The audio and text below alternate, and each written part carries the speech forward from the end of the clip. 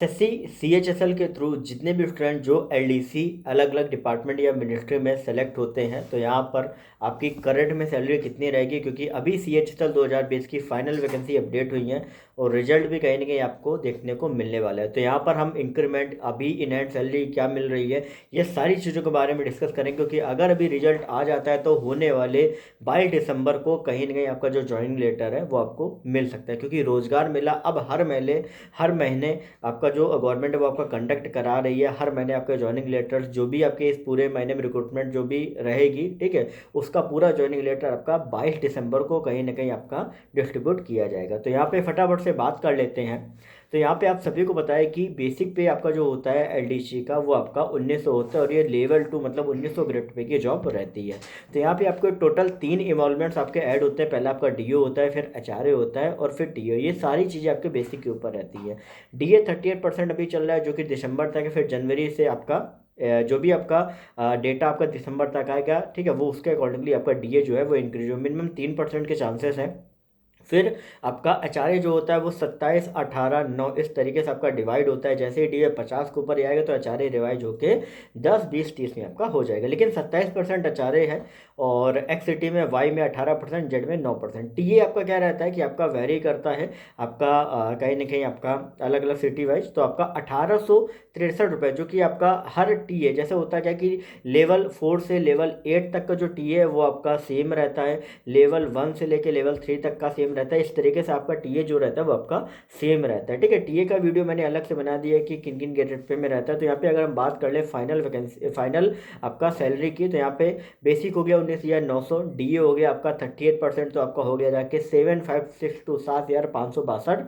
और एचआरए की बात करें तो 27% एचआरए होता है आपका टोटल एक्स सिटी में, जो कि आपका हो गया 54% जाके। अगर हम बात कर ले वाई सिटी में, तो वाई सिटी में आपका एचआरए हो जाएगा 3600 रुपये। और अगर हम बात कर ले जेड सिटी में, तो जेड सिटी में आपका एचआरए हो जाएगा 1800 रुपये। लेकिन इसके कंपैरिजन में अगर हम बात करें तो आपकी जो सैलरी एक्स सिटी में होती है, टीए बता दूं मैं, टीए 1863 रुपये आपका फिक्स रहता है। तो इन हैंड आपकी जो ग्रॉस सैलरी जो आपकी रहेगी वो आपकी रहेगी 34,725 रुपये आपकी ग्रॉस सैलरी रहेगी। क्या क्या बताया, 19,900 आपका बेसिक हो गया, 7,562 डी हो गया, ठीक है। इसके बाद एचआरए हो गया 5400 रुपये, अब टी हो गया 1863 रुपये। अब इसमें क्या होता है, डिडक्शंस होते हैं।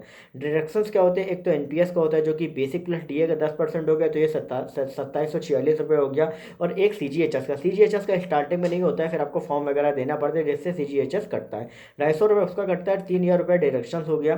तो अगर हम 34,725 में अगर हम 3,000 घटा दें तो 31,725 रुपये आपकी जो सैलरी रहेगी वो आपकी इन हैंड सैलरी रहेगी। और कहाँ पे रहेगी, एक्स सिटी में आपकी सैलरी रहेगी। लेकिन अगर हम इसके कंपेरेटिवली बात करें आपका वाई सिटी में, तो वाई सिटी में क्या हो जाता है कि आपका जो एचआरए होता है वो 5400 से 3600 हो जाता है, क्योंकि 18% एचआरए यहाँ पे मिलता है। और टीए जो होता है वो आपका 1,242 रुपये, आपका पहले 1863 से अब यहाँ पे 1,242 रुपये आपका हो जाता है, ठीक है। तो ओवरऑल यहाँ पे जो ग्रॉस सैलरी बनती है वाई सिटी में वो आपकी 32,304 बनेगी। अगर हम बात करें इन हैंड सैलरी की, तो 29,304 रुपये जो है वो आपकी इन हैंड सैलरी आपकी वाई सिटी में रहती है। लेकिन अगर हम इसके कंपैरिजन में बात करें आपका जेड सिटी में, तो जेड सिटी में जो आपका एचआरए होता है वो 1800 हो जाता है, क्योंकि 9% कैलकुलेट होता है, और टीए आपका सेम रहता है 1242। तो आपकी जो ग्रॉस है वो आपकी 30,504 बनती है, इन एंड आपकी 27,504 रुपये आपकी बनेगी जाके सैलरी, ठीक है। तो ये आपका एलडीसी में अलग अलग डिपार्टमेंट और मिनिस्ट्री में आपकी जो सैलरी है वो आप सभी की रहेगी जाके। अब बात करते हैं कि भाई किस तरीके से आपका ज्वाइनिंग और इंक्रीमेंट वगैरह आपका रहता है। तो होता क्या है कि जनवरी से लेके जून के बीच में, 1 जनवरी से 30 जून के बीच में अगर आप ज्वाइन करते हो तो आपकी इंक्रीमेंट की डेट होगी 1 जनवरी।